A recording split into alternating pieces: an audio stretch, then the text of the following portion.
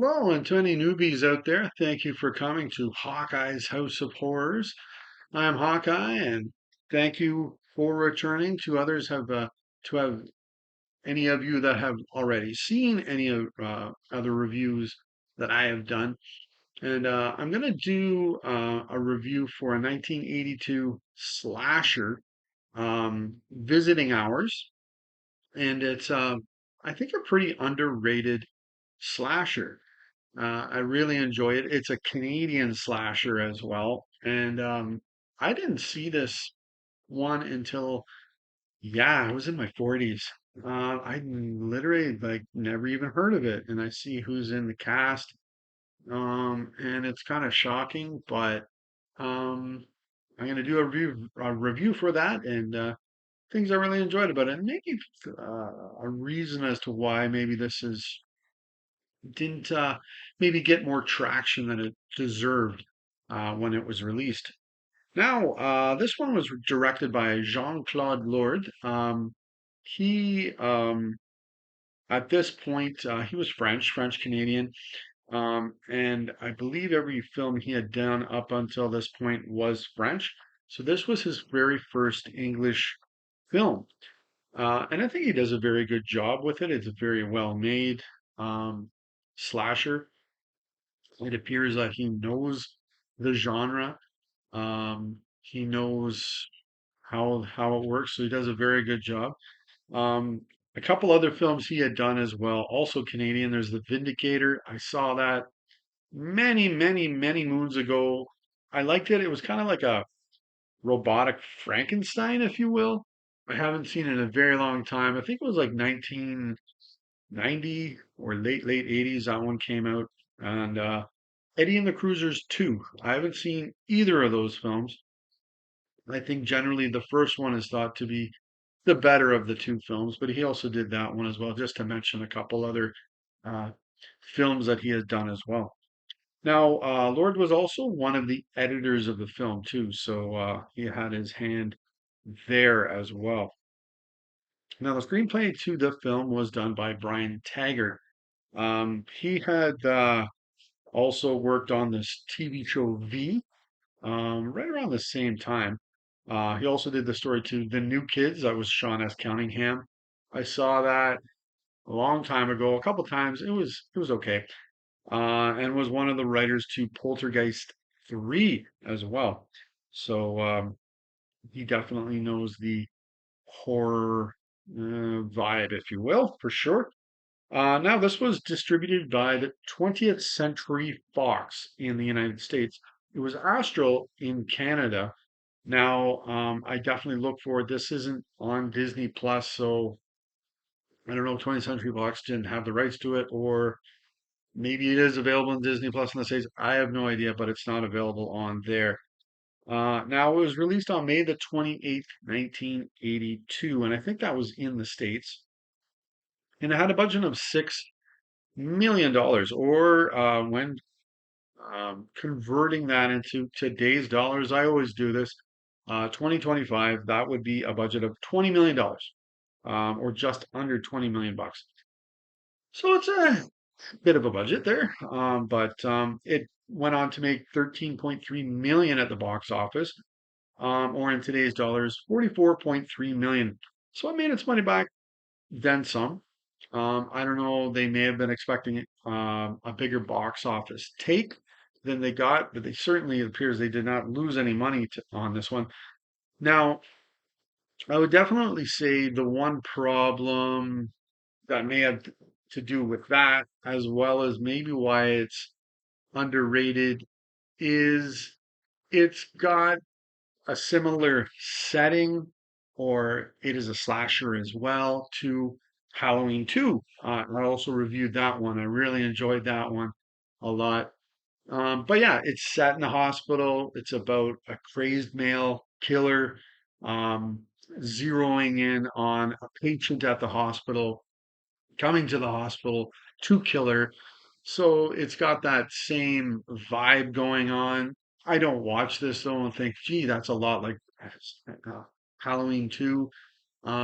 They are both their own films, but it's got definitely has some similarities to that film, and that may have hurt this one because this came out a year after Halloween or the previous year. So Halloween 2 had already run its course through the theaters, and slasher fans and horror fans had already seen that. So this comes out, excuse me, the previous year, and it certainly may not have helped this film. Now I'll jump into the story. It's about a reporter, Deborah Ballin, played by Lee Grant.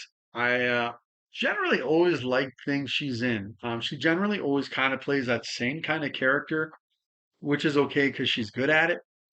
She plays the strong, you would definitely say feminist reporter. You aren't, you're never guessing what she's thinking or what's going on in her mind, and she stands pat on those beliefs and is strong, willed or strong within her fight for those thoughts. Um, so yeah, she's playing a reporter, um, and then one night there's an intruder in her home, and she's nearly killed. I would definitely say it was an attempted murder. I've only seen this film twice, but it doesn't seem like I'm just gonna. I don't know. Maybe if I see this a couple more times, maybe I'd be able to dive in a little deeper onto that. Maybe he would didn't really mean to kill her. I don't know, but whatever. She's nearly killed. I'll leave it at that. She ends up going to the hospital. And then this intruder, knowing that he did not kill her, continues to terrorize her while she's at the hospital. The intruder, his name is Colt Hawker. Um, that's a good name for, he's beyond an intruder. He's a stalker, extremely creepy. Um, yeah, but that's his name. And it's played by Michael Ironside, or I'm probably not the first one to come up with this, but he's like the Canadian Jack Nicholson.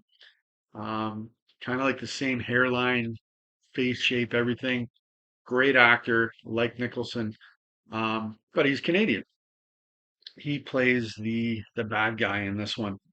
And maybe perhaps, and it's no shocker, because there's a lot more to his character that you see than in a lot of other slashers.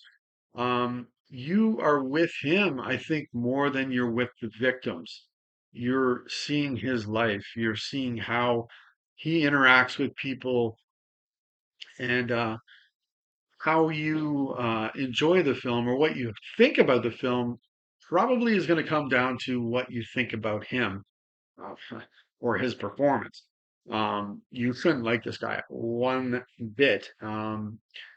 But I think he puts in a great performance, Michael Ironside, and it's sort of it could be one of the missing or like hidden gems maybe of his performances because one, for example, is Scanners that came out the previous year, done by David Cronenberg. Very good flick. He was marvelous in that. Marvelous villain led to him getting this role, I think. The same producers, but it's definitely a film I think of more when I think of Michael Ironside than this one. But this is one to see of him and see what you think. I think it's a really good performance he puts in. And I don't know if I said it. If I did, I'll say it again. But um, it's a lot to do with his reactions. He doesn't have a whole lot of dialogue, but it's his how he reacts to things, and you're able to see it in his performance that he does so well. Um, yeah, and I really like the scenes, for example, with Lee Grant when she's coming home, just living life as normal, if you will, coming home from work and then realizing there's an intruder in the house. It's very well set up. The music works very well in that as well. It's a really good scene. Um, and then there's another scene that really opens a door on Cold Hawker. You can see how messed up he is when he goes to kill Lee Grant's character. not knowing that she's actually been moved. So he cuts like the oxygen line to an elderly lady, but it's somebody else. And then he realizes this, and then he just sits down on the bed and watches her die, and then starts taking pictures of her and everything. It's pretty messed up, um, but also good because you have Michael Ironside doing this. He's a great actor, so it's not just some ham sandwich doing this or somebody overacting or not able to really act correctly with what needs to be done there. Um, and I think this is an example of um, keeping things moving or keeping things fresh a little bit for some of the slasher fans out there. And I think to any slasher fan out there, I would say you got to see this one. See this one. Find it. Watch Visiting Hours. You might really enjoy it. Um, it's definitely for a slasher fan. I think this one, and yeah, it really keeps things afloat with the story. And things are kept moving. I think well enough to definitely keep the film afloat. Now in the cast as well is Linda Pearl, who plays a nurse that's looking after um, what was her name? Deborah Ballin. She's kind of like the main nurse, I think, looking after her. Um, and I'll always remember her from Matlock. She played Matlock's daughter in, I think, just the first season, but I just think of her in that role because I grew up watching that show with my mom, with Andy Griffith. Um, but yeah, she was in the first season of that show. And as well, we have Captain Kirk. I mean, William Shatner. He plays Balin's boss, Gary Baylor. Yes, Gary Baylor. Um, he's in the whole film, but he's kind of more like first, third act kind of role. Um, but yeah, he's in this, and yeah, I gotta say, it adds something. You got William Shatner in there, so that's pretty good as well. Yeah, with Pearl though, with her character, um, she gets some good time in the film as well. As Hawker is zeroing in on her as well as a potential next victim. Um, and she has two kids that she has to protect at home as well, single mother, everything like that. So it adds tension and yeah, it's good that she's added in there as well. And then we also have Lenore Zan. She plays Lisa, the sexy woman that Colt Harker picks up one night and takes back to his apartment. Oh boy. Um, but she's very important to the story as she becomes aware that this guy's a lunatic. He's a madman, but then also that he is after this nurse, Nurse Sheila Monroe, and lets her know of this before Hawker can get her. So she's very important to the story as well. And another thing with Zan that's pretty cool to me, anyways, after her acting career, she got into politics and she ran as a New Democrat provincially, because this is in Canada. She ran as a New Democrat provincially, and then federally, she ran Liberal in Nova Scotia, which is a province on the eastern coast of Canada. Beautiful province. I have a father-in-law and mother-in-law that live out in Nova Scotia. Beautiful province. Now, and it also shows as well, maybe like, I mean, just because you did that you witness this doesn't then mean or this happens to you there for you're going to become a crazed maniac, but they get into why Hawker is the way he is. So you see that he witnesses his father being scalded with water by his wife after he's like literally going to rape her. It looks like right in the kitchen. Luckily, she's got the water to keep him at bay.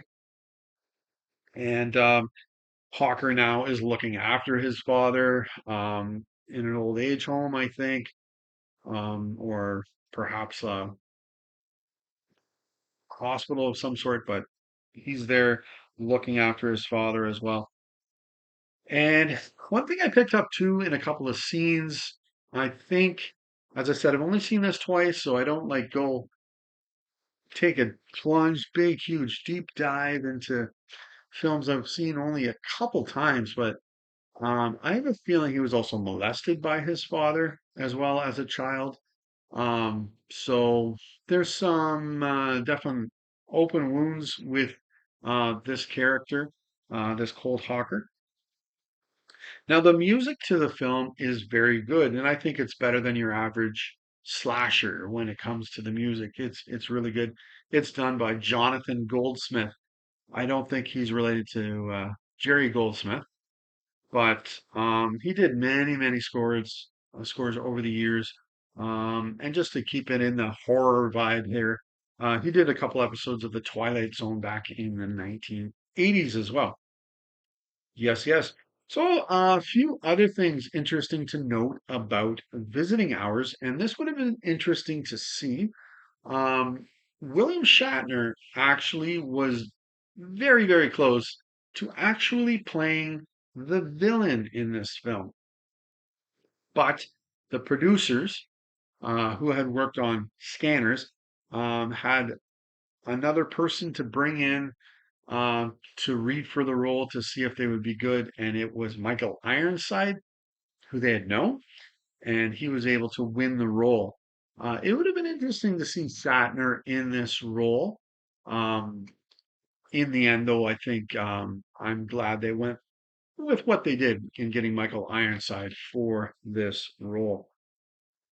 And at the end of the film, Ironside has a limp going on, and supposedly that was real. That wasn't him acting. His foot is like, and I'm like, oh, that's gotta hurt. But that was a real limp he had going on there, supposedly.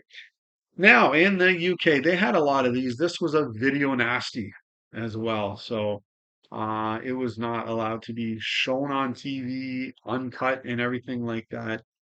But in 1989, it was by ITV, and they received a fine due to that. Way to go, ITV. I'm proud of you. That's good. I'm glad you showed it. So yeah, the filming took place for this film in Montreal or in the Montreal area in Quebec, and ended in October of 1980. So there was a delay in releasing the film, and I'm not sure why that was. Was it because of Halloween 2 and not wanting to release a film as close to that as it was that would be similar in setting and it, the subgenre of it being a slasher as well. But that's it. And that was visiting hours. So yeah, I hope you enjoyed that. Yeah, so if you like the video, don't be afraid to hit the thumbs up or like. Go ahead and comment on anything too if you like this film. I definitely I really enjoyed it, and I hope you did as well. And I'd appreciate it too if you subscribe. I've got other videos on here as well about horror films and science fiction films through the years. Just trying to keep adding to my list. But that's it. And until next time, enjoy your movie watching.